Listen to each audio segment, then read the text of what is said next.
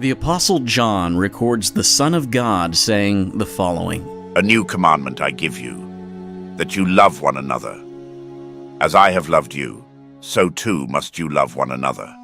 By this all will know you are disciples to me, if you have love for one another. Now, if we were to test whether or not Christ's statement here, that all will know who his disciples are by their love for one another, applied to the Christians living in the first 3 centuries, an examination of the evidence would overwhelmingly confirm that it did. If the early Christians loved even their enemies, how much love did they have for their own brethren? They loved all their Christian brethren very much, regardless of any difference in tribe or social standing. They had sincere fellowship with one another. They were a family. They confessed their sins to one another. They bore one another's burdens. They exhorted one another to live righteous lives. They met in each other's houses. They were guided by a fatherly bishop. They were all intimately involved with one another's lives in a way that I can't describe with words. Imagine the love that exists between soldiers, willing to die for one another as comrades. That's the kind of love that we're talking about here. A very, very close camaraderie. However, if we were to apply Christ's statements to modern self-proclaimed Christians, we would see a stark contrast. Today, many who call themselves Christians fall miserably short of these standards. They casually choose from among countless denominations, and then when they've made their pick, they attend a single hour of service once a week. They are quick to get in and quick to get out, with no sense of a true community. They lack genuine relationships. Their pastors are often distant and have limited time devoted to the faith. And congregants do not even know each other's names. Recently, at a funeral I attended, I heard a so-called pastor admit during the eulogy that he often does not learn the name of someone who has attended his Sunday services for years until they die, at which point he gathers information about them solely to prepare his speech. Now, Christ forewarned us of this kind of thing when he said, "The love of many will grow cold." It comes as no surprise that those who have forsaken love have also abandoned its expression. The Christian expression of love is embodied in what is called the Holy Kiss. Now, the Holy Kiss was also called the Kiss of Peace, the Kiss of Love, and the Lord's Kiss. In Christian antiquity, all Christians excelled in love toward their fellow brethren through charity and forgiveness, exhortation, and camaraderie. All of this was summarized in the visible expression of the kiss. Christians greeted one another with the Holy Kiss and departed from one another's company in the same manner. This gesture symbolized their affectionate love, peace with one another, and unity of faith through the union of their lips. Instituted by Christ himself, hence the reason that it's called the Lord's Kiss, this practice flourished and persisted for many centuries, serving as a visible testament to their deep and abiding love for each other. Most people are clueless as to how many times this practice is attested to in the scriptures. Paul alone commands that the brethren greet one another with a holy kiss in 4 separate instances. Salute one another with a holy kiss. All the brothers greet you. Salute one another with a holy kiss. Salute one another with a holy kiss. Salute all the brothers with a holy kiss. The Apostle Peter also commands this practice in his first letter. Salute one another with a kiss of love. It should be obvious that Christians really did greet one another with a real kiss, but if anyone wants to be contentious and question whether or not this practice was figurative or doesn't apply to all Christians, let's turn to the most esteemed Christian teachers of the first 3 centuries for clarity. And if we see it to be requisite to stand and pray for the sake of the women, and to speak words of exhortation and edification, we call together the brethren and all the holy sisters and maidens, and likewise all the other women who are there, inviting them with all modesty and becoming behavior to come and feast on the truth. And those among us who are skilled in speaking, speak to them. and exhort them in those words which God has given us. And then we pray and salute one another. The men. But the women and the maidens will wrap their hands in their garments. And we also, with circumspection and with all purity, our eyes looking upwards, shall wrap our right hand in our garments. And then they will come and give us the salutation on our right hand wrapped in our garments. Then we go where God permits us. In this first quote from Clement of Rome, he provides a first-hand account of what Christian worship looked like in the first century. This would have been written only decades after the resurrection of Christ and the martyrdom of the apostles. We see that after they concluded their prayers, the men would then give one another the salutation, which is the holy kiss, and the women would give one another the same salutation. If anyone should question whether the salutation truly is referring to the kiss, I'll remind you that this is the way that Peter and Paul instruct us how to salute one another in their letters. Now, I'm sure many people completely unfamiliar with this practice have wondered up to this point whether or not men and women must exchange the kiss. I assure you that men and women never exchange a kiss on the lips under any circumstances. However, it is possible for a man and a woman to exchange the holy kiss, which is what Clement is describing at the end for us here. They would only kiss one another's hands, and even then they were prohibited from kissing the skin, as the hands were meant to be wrapped up in the fabric of their clothing. To clarify for someone who is very unfamiliar with this subject, when I say that men and women are never allowed to kiss on the lips, I'm only referring to men and women who aren't married. Although this would be as good a time as any, while discussing the subject of kissing, to mention that the fathers do prohibit men from kissing their wives in public so that the witnesses aren't incited to lust. I would counsel the married men never to kiss their wives in the presence of their domestic servants. Of course, men can be physically affectionate with their wives, but only in a private setting is it appropriate. Having ended the prayers, we salute one another with a kiss. If anyone should still doubt whether the salutation which Clement of Rome refers to really is a kiss, this quote from Justin Martyr should put the matter to rest. If you pay attention, Justin is following the same order of events as Clement. First is the offering of prayers, second is the exchange of the salutation, which is the holy kiss. Justin then goes on from here to say that after the exchange of the holy kiss has taken place, the Christians then partake of the Lord's Supper, the Eucharist. This serves as an important sign of assurance that there really is peace between the brethren. We do this before partaking in the Eucharist as just a quick way of saying, look, I have no conflicts or grudges against you. Be at peace having the Eucharist with me. On behalf of those, then, to whom we apply the names of brothers and sisters and other designations of relationship, we exercise the greatest care that their bodies should remain undefiled and uncorrupted.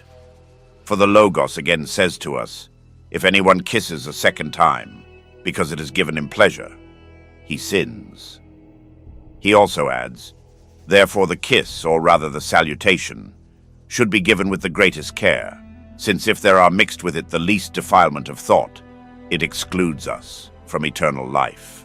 Here, the kiss is tempered by the imposition of order and self-control on the practice, for the sake of preventing any kind of evil from overindulgence. Love is not proved by a kiss, but by kindly feeling. But there are those who do nothing but make the churches resound with a kiss, not having love itself within.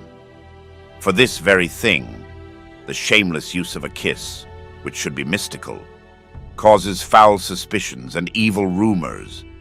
The apostle calls the kiss holy. When the kingdom is worthily tested, we express the affection of the soul with a chaste and closed mouth.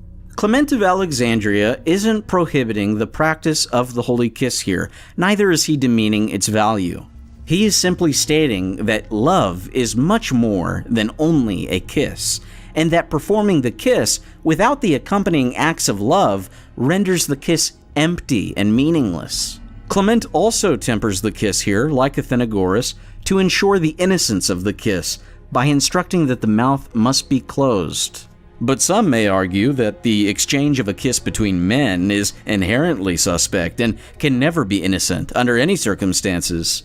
Many people today, when viewing art that depicts the holy kiss that was exchanged between Peter and Paul before their executions, make all sorts of profane and irreverent comments about it being gay. I'm ashamed to admit that I used to have this very foolish mindset, thinking that it was more masculine just to have no contact whatsoever with other men. Some people even think that a mere hug is suspicious.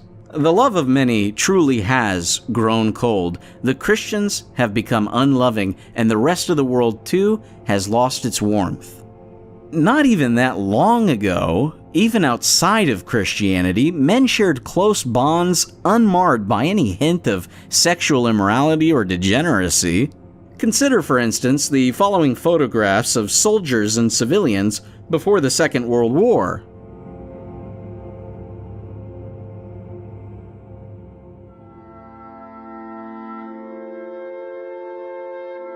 These images capture a time when physical affection between men was natural and free of scandal.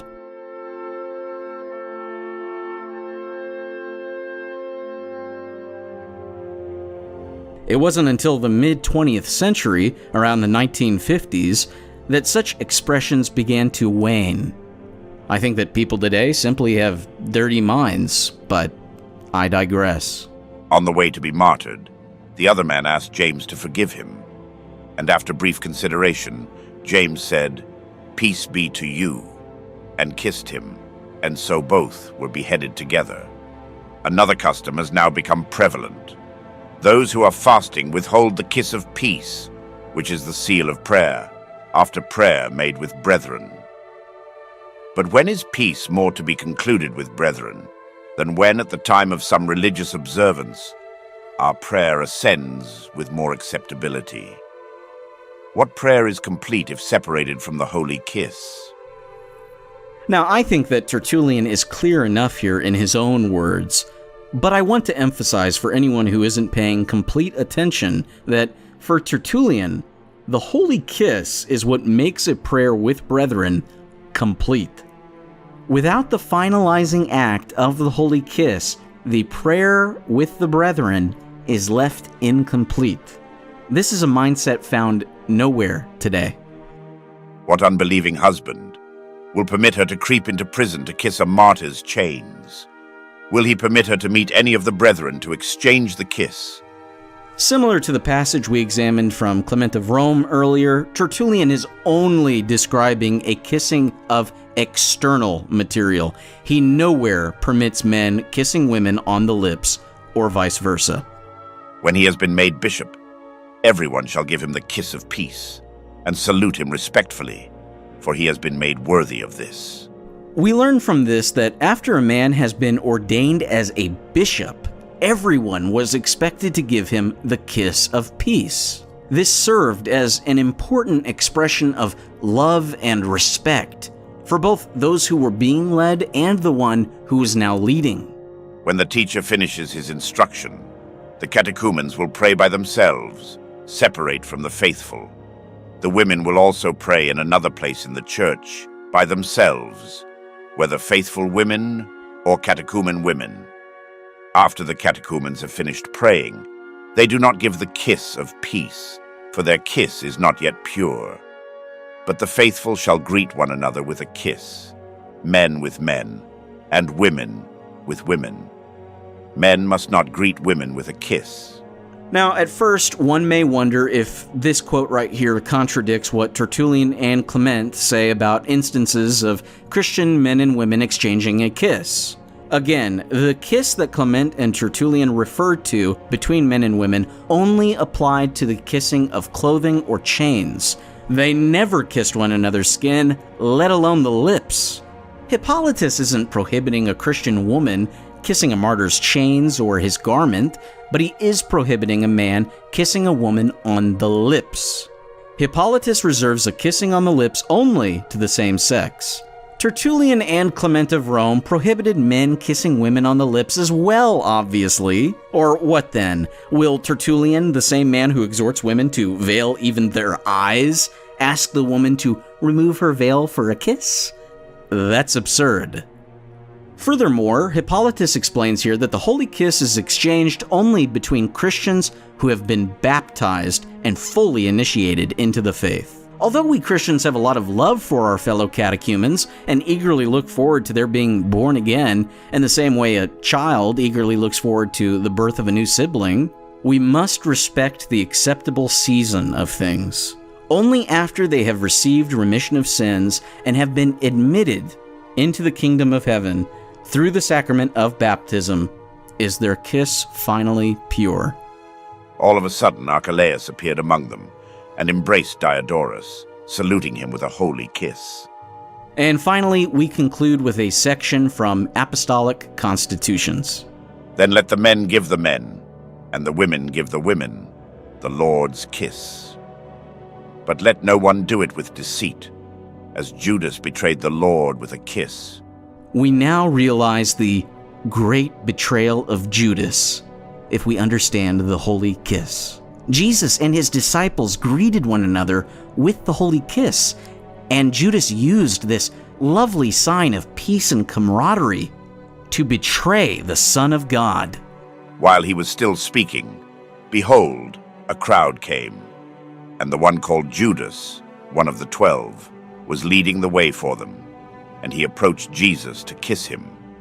But Jesus said to him, Judas, are you betraying the Son of Man with a kiss?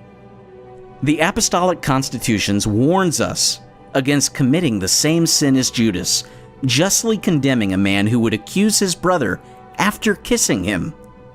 Let's be vigilant to ensure that our greetings are not tainted by duplicity.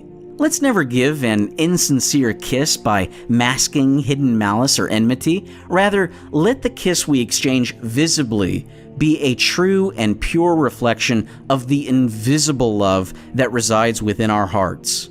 Let this act be a genuine token of our sincere affection, uniting us in the bonds of charity and peace. Greet all the brethren with a holy kiss. Amen.